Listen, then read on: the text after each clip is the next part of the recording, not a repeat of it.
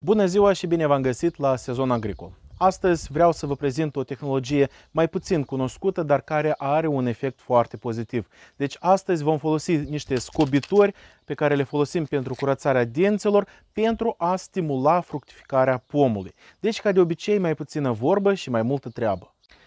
Sper că deja cunoașteți că cel mai bine fructifică ramurile care au o creștere orizontală.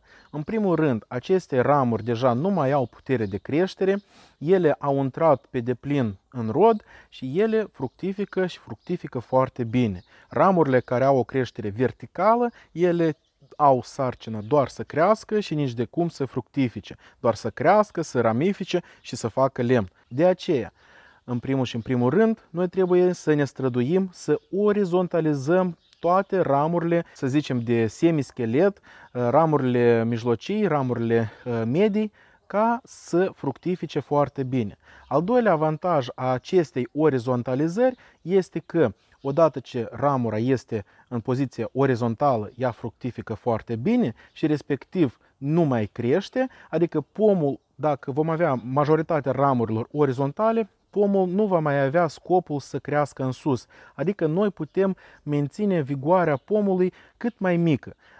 Deci, dacă el începe să fructifice foarte bine, el deja nu mai are puteri să crească, fiindcă toată puterea o redă acestor fructe pentru a se dezvolta. În cazul dat, noi avem niște formațiuni noi, adică niște ramuri noi, care sunt foarte fragede și care au o creștere destul de verticală. Deci, cu ajutorul scobitoarei, ca să orizontalizăm poziția acestei ramuri, noi vom înfipge, în primul rând, scobitoare în acest lăstar tinerel, după care îl vom înclina, deci așa se va vedea mai bine, îl vom înclina și vom fixa în poziția aceasta. Deci, cum vedeți, ramura s-a orizontalizat. Aici unde a fost înfiptă scobitoare, deci nu va provoca nicio rană, adică aici se va calusa foarte rapid și această ramură își va păstra această creștere orizontală.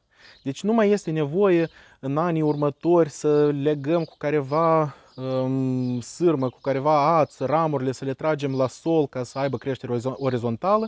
Deci din să zicem, din primele săptămâni de dezvoltare a lăstarilor, le orizontalizăm în acest fel cu ajutorul acestor scobitoare. Deci și în acest caz avem situația când lăstarul crește foarte vertical. Acest lăstar va fructifica peste mult timp, deci el întâi va crește și foarte mult va consuma sevă din pom și deci procedăm la fel. Întâi se înfipge această scobitoare în acest lăstar, după care îl îndepărtăm. Hai să facem mai jos un pic. Așa. Îl îndepărtăm de la bază de unde el crește și se înfipge această scobitoare în acest lemn de 2-3 ani.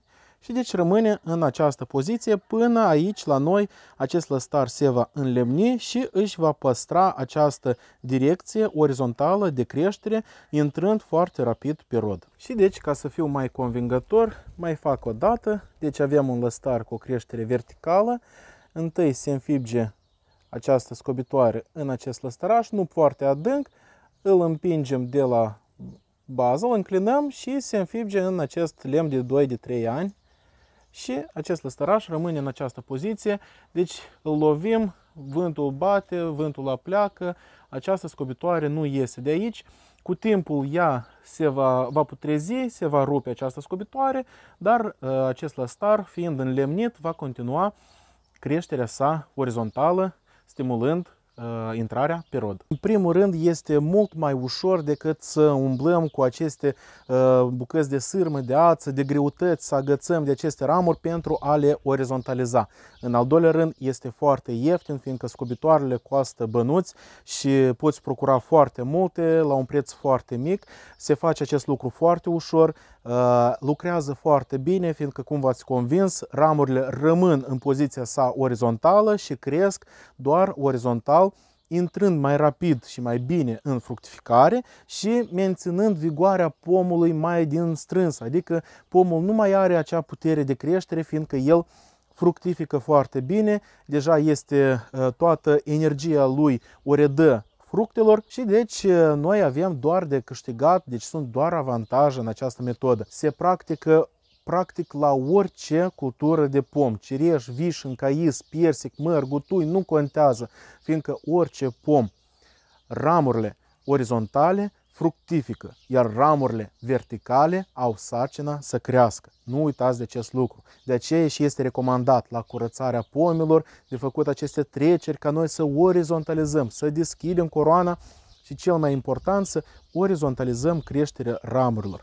Deci nu ezitați să implementați această tehnologie în pomii voștri, este momentul potrivit, acest moment va dura încă cel mult 2 săptămâni, după care aceste ramuri își vor pierde elasticitatea, se vor înlemni și deci ramurile care au avut creștere verticală vor rămâne în această poziție verticală. De aceea nu ratați șansa, faceți această lucrare, nu vă costă practic nimic, dar veți avea niște rezultate foarte mari, fiindcă pomul va rodi mult mai mult, având mai multe ramuri orizontale. Deci eu vă mulțumesc pentru atenție, sper că a fost utilă această informație, iar eu vă spun succes și spor la treabă!